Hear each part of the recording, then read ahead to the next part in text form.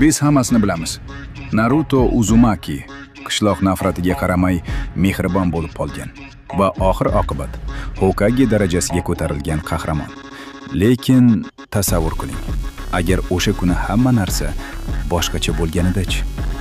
Agar cheksiz nafrat va yolg'izlik uning qalbini sindira olganida nima bo'lardi?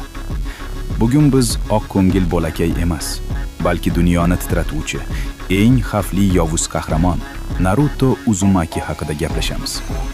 Hammasi o'sha bolalikdagi zulmatdan boshlanardi. Iruka sensei uni qutqarmaganida yoki odamlar uni itarishda davom etganida, Naruto ichidagi 9 dumnini Kurama dushman emas, balki yagona do'st deb qabul qilardi. U endi odamlar tan olishi uchun harakat qilmaydi. Aksincha, ularga o'zi chekkan azobni ko'rsatishni istaydi. Uning maqsadi Hokage bo'lish emas, balki Konohani kulga aylantirish bo'lardi. Naruto Konohani tark etadi. U endi qochqin ninja. Uning Akatsukiga qo'shilishi tashkilotni butunlay o'zgartirib yuborar edi. Tasavvur qiling. Nagato, Pei va Naruto birga. Ikki vayronkor bir jamoada.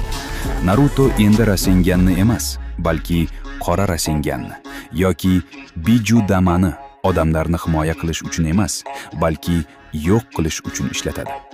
Uning Sasuke bilan jangi endi do'stlik uchun emas, balki kim dunyoni ko'proq zulmatga g'arq qilish haqida bo'ladi. 4. Final jangi va xulosa. 4 daqiqadan yovuz Naruto. Bu shunchaki kuchli ninja emas, bu to'xtatib bo'lmas g'azab kuchidir. U butun dunyoni cheksiz Tsukuyomiga emas, balki haqiqiy do'zaxga aylantirishi mumkin edi. Yaxshiyamki biz bilgan Naruto o'z qalbini asrab qoldi.